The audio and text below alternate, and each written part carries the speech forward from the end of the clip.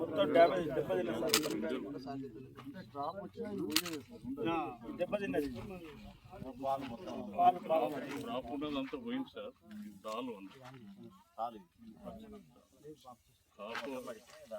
అంతా వడ్లని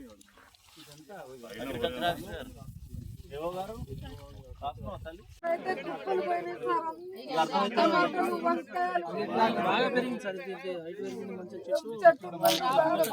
దిగుబడి కూడా బాగా వచ్చేది.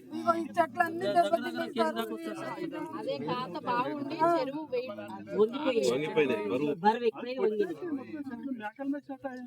మొత్తం రాలిపోయింది సార్. 2 ఎకరాలు వరిచేను, మిర్చి తోట ఎకరము, 2 ఎకరాలు అక్కడ 1 ఎకరము కోనపురం, ఇక్కడ వాసన మరి 2 ఎకరాలు వడ్లు, మిర్చి 1 ఎకరము వాసన మిరక వస్తుంది సార్. మొత్తం టెంపెలు 50 5 పోయింది సార్. ఒక్క చుక్క లేదు.